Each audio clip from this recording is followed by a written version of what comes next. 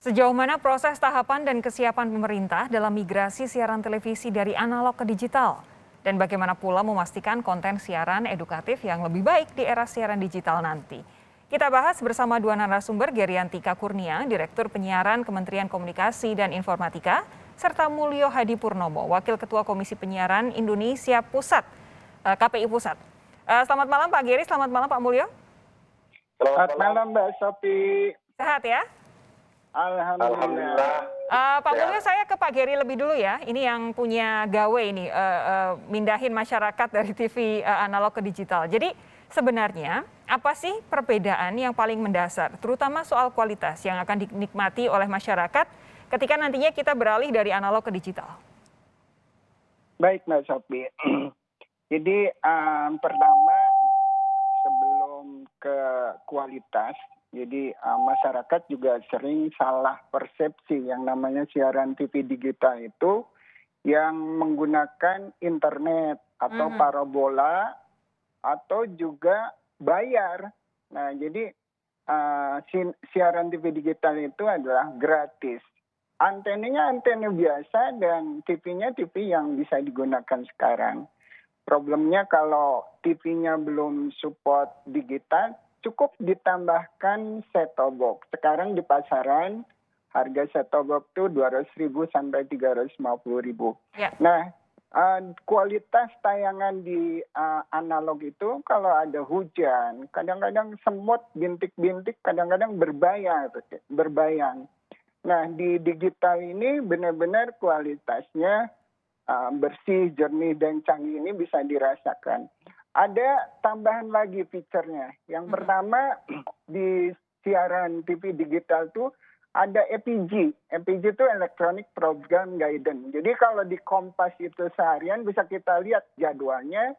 Kalau ada cerita itu ada sinopsisnya. Yang kedua ramah anak nih. Kalau Mas Mulyo akan kebantu dengan siaran TV digital ini karena ada parental lock. Jadi orang tua bisa nge-lock kalau siarannya tidak cocok buat anak-anak kita. Nah, yang ketiga ada EWS. EWS itu Early Warning System, yaitu untuk kebencanaan. Jadi itu bagus di negara kita yang sering bencana kalau EWS ini bisa terapkan. Dan yang berikutnya adalah program siarannya akan makin banyak, Mbak Sophie. Di samping itu terakhir mungkin ya, di analog itu tidak pernah kita melihat Kompas itu nomornya berapa. Nah, di TV digital semua konten nanti akan punya nomor tersendiri. Itu salah satunya beberapa poin kualitas yang diharapkan masyarakat pindah ke digital itu bakal lebih luar biasa gitu. Nah, betul tadi apa yang disampaikan oleh Pak Geri bahwa selama ini kalau kata digital masyarakat selalu yang langsung terpikir adalah harus menggunakan internet, artinya harus ada bayar ekstra untuk menikmati layanan itu. Tapi kalau siaran TV kita bermigrasi dari analog ke digital, masyarakat berarti tidak harus menambah apa-apa, kecuali kalau televisinya belum bisa belum harus ada tambahan alat yaitu set-top box. Hanya itu saja ya Pak ya? Iya, betul Mbak Sophie. Jadi masyarakat jangan khawatir TV-nya yang masih TV tabung, TV jadul, atau TV flat yang belum support digital, tinggal tambahkan satu decoder. Decoder itu alat untuk merubah sinyal analog ke digital. Itu harganya di pasaran tadi saya sudah sampaikan 200.000 sampai 350.000. Bisa dicari di marketplace atau di barang elektronik lah. Itu udah vendor itu menjamin bahwa semua seluruh Indonesia akan didapatkan set-top box. Yang kami tahu bahwa ini karena pandemi ada sempat mundur dari rencana awal seharusnya tahun ini, tapi akhirnya akan dimulai tahun 2022 bulan April nanti. Nah, sejauh ini proses apa saja yang sudah dilakukan pemerintah untuk bermigrasi dari TV analog ke digital ini? Baik Mbak Sophie, jadi ada 4 faktor yang kita siapkan. Yang pertama jelas infrastruktur ya. Infrastruktur harus siap di seluruh Indonesia. Yang dimaksud infrastruktur ini adalah infrastruktur multiplexernya atau infrastruktur digitalnya.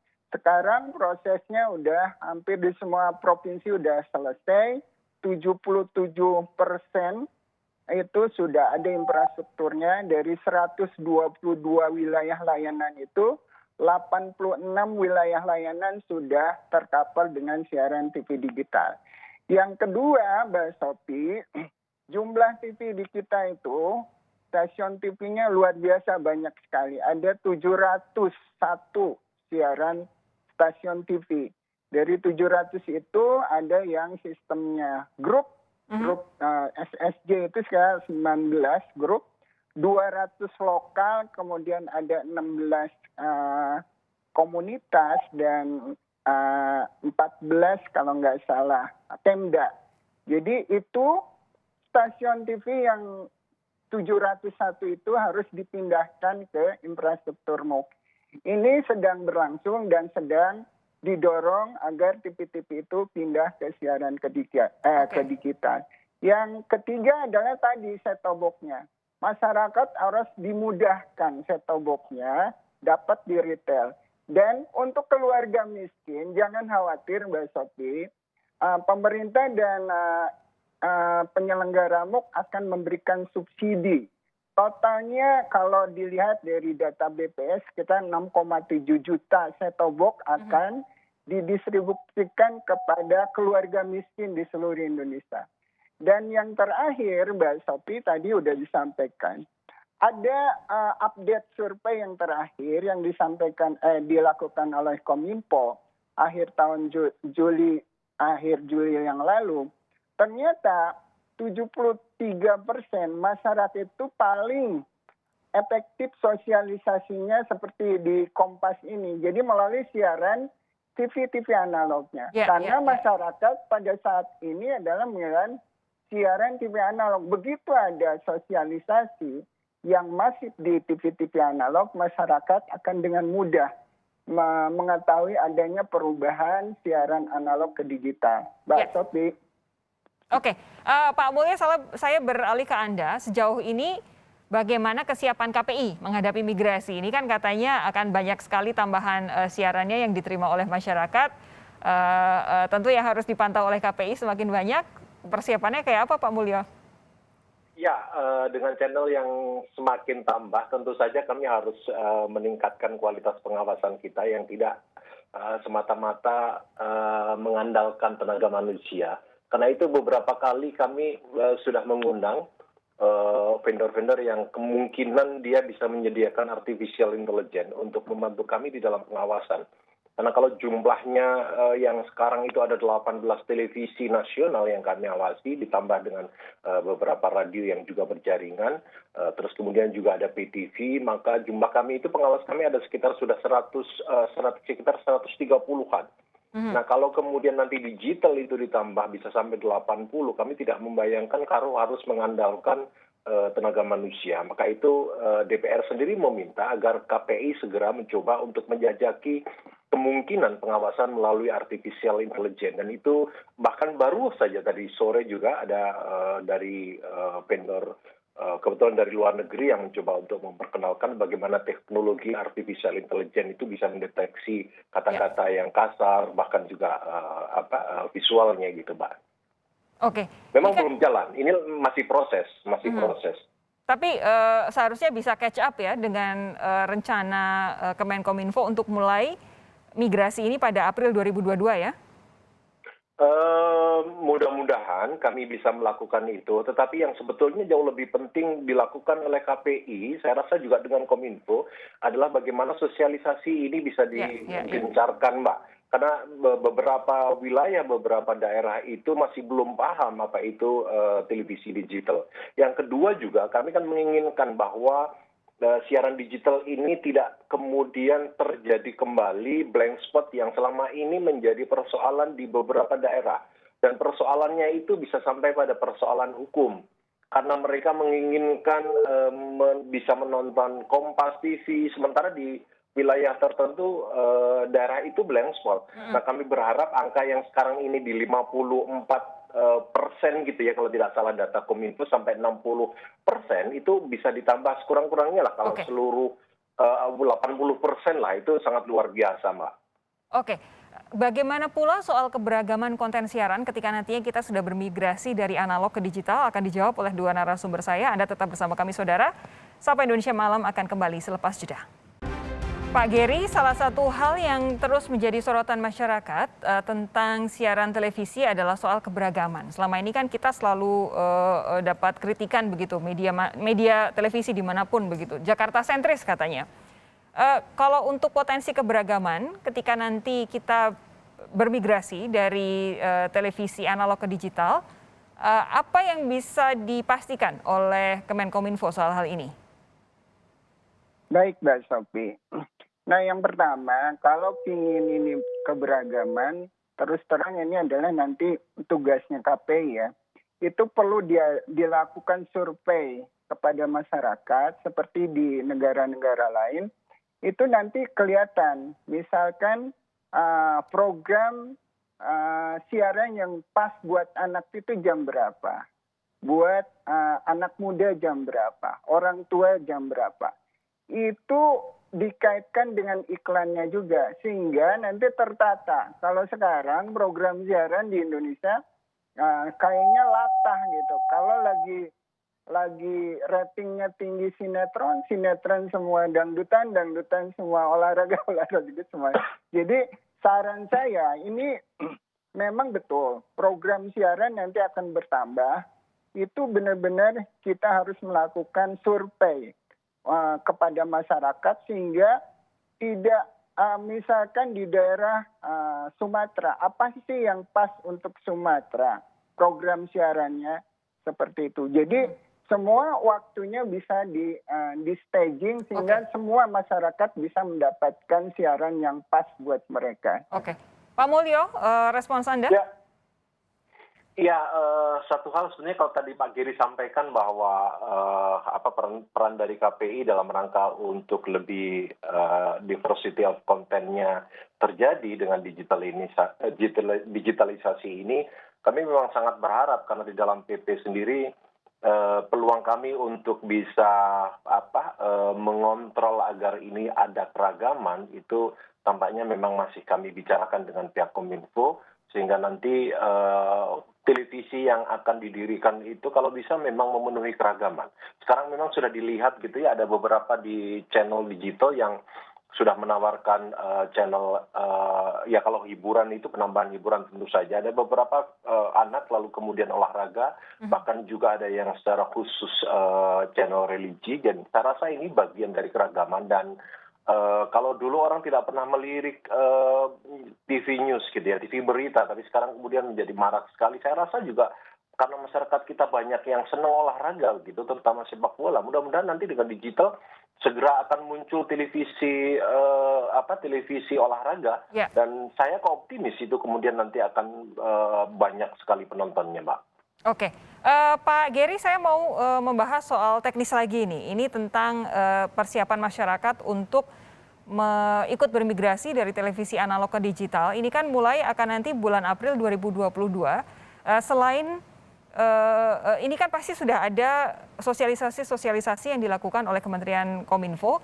Tapi sejauh ini, apakah seluruh masyarakat di wilayah-wilayah di pulau-pulau utama di Indonesia sudah memahami apa itu migrasi, bagaimana mereka bisa menangkap siaran televisi digital ini, dan sampai sejauh mana kesiapan masyarakat sendiri? Baik, Mbak Sophie. Jadi migrasi analog ke digital ini bukan hanya tugas pemerintah saja. Yang paling utamanya adalah lembaga penyiaran. Semua TV-TV yang 701 TV itu adalah punya kewajiban juga sosialisasi. Seperti yang saya sampaikan tadi, 73% lebih masyarakat itu mendapatkan sosialisasi yang paling efektif dari siaran TV analognya. Nah, yang paling penting, Mbak Sophie, ini dari benchmark dari negara lain, killer konten yang misalkan hasil survei itu antara lain berita, olahraga, dan sinetron. Kalau itu ditayangkan hanya di siaran TV digital, masyarakat akan mandiri pindah ke digital. Yang kemudian berikutnya, kalau misalkan kita seluruh TV-TV analog di sosialisasinya bareng-bareng, misalkan jam 7 pagi, jam 12 siang, dan jam 7 malam, itu hanya 20 detik, 30 detik dengan konten yang tujuannya hanya cuma himbau, ayo masyarakat pindah ke digital, itu akan efektif sehingga memudahkan masyarakat secara mandiri pindah ke siaran digital. Jadi sosialisasi yang paling utama adalah dari TV-TV analog. Ini nanti akan dikolaborasi dengan medsos atau multiplatform lainnya, Mbak Sophie. Oke, Pak Geri begini, ada pertanyaan dari masyarakat yang memang selama ini tinggal di wilayah-wilayah terpencil begitu. Sejauh ini banyak yang bisa menangkap siaran-siaran dari mana saja, itu menggunakan parabola. Apakah ketika nantinya kita sudah bermigrasi dari analog menuju digital, wilayah-wilayah terpencil ini jadi lebih tercover, tidak perlu pakai parabola lagi? Baik, Mbak Sophie. Dari hasil analisa kami dari pemerintah, sekitar 32% itu masyarakat di Indonesia itu masih blank spot. Blank spot itu artinya mereka tidak bisa menerima siaran TV analog. Mereka hanya bisa menerima melalui parabola atau TV berbayar. Nah, ini swasta tidak mungkin ditugaskan untuk daerah-daerah terpencil. Nah, pemerintah memprogramkan daerah-daerah terpencil itu nanti infrastrukturnya dari TVRI. Dan kita sudah mencanangkan seluruh Indonesia akan di-cover oleh infrastruktur TVRI.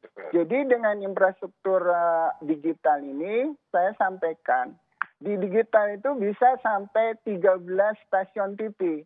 Jadi nanti daerah-daerah tertinggal itu, kalau ada multiplexingnya minimal 1, itu bisa 13. Kalau ada 4 MUX misalkan, yang sekarang rata-rata 5, itu bisa 5 kali 4, 20 program siaran bisa di perbatasan. Jadi nanti secara menyeluruh, masyarakat di daerah blank spot itu akan tercover dengan siaran TV digital, Mbak Sophie. Seperti tadi yang juga disampaikan oleh Pak Mulyo juga harus jadi perhatian bersama. Pak Mulyo, terakhir, ini kan KPI pusat pasti juga sudah berkoordinasi dengan KPI berbagai macam daerah untuk mempersiapkan hal ini. Sejauh ini koordinasinya seperti apa untuk mempersiapkan perpindahan dari analog menuju digital? Ya, yang pertama seperti yang saya sampaikan soal sosialisasi. Yang kedua, ini kami juga harus memperhatikan kepentingan TV-TV lokal yang selama ini barangkali masih merasa keberatan ya.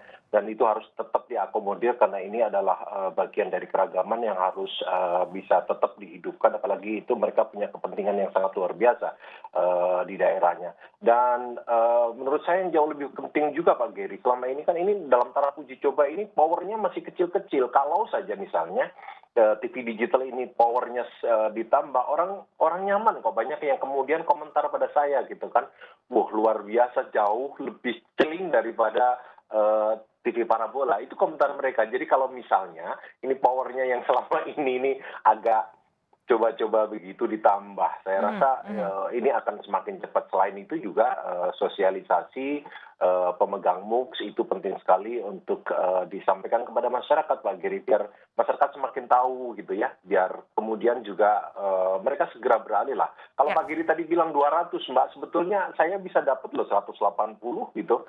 Jadi artinya 20.000 untuk saat ini sangat signifikan sekali Pak Geri.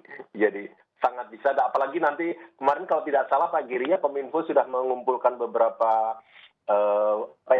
produsen gitu ya yang bisa membuat angkanya, pemerintah mencoba untuk menekan biar harganya lebih terjangkau itu Mbak Sophie. Oke, kita harapkan nanti semuanya lancar migrasi dari analog menuju digital ini. Masyarakat juga bisa lebih mudah mengakses siaran yang lebih berkualitas, lebih jernih, dengan gambar lebih bersih seperti itu. Terima kasih sekali lagi Pak Geriantika Kurnia, Direktur Penyiaran Kementerian Komunikasi dan Informatika, serta Pak Mulyo Hadipurnomo, Wakil Ketua Komisi Penyiaran Indonesia Pusat, sudah hadir di Sapa Indonesia Malam hari ini. Terima kasih Bapak-Bapak, selamat malam. Terima kasih, selamat malam, salam sehat. Salam sehat selalu. Sehat selalu, kita jumpa lagi lain waktu.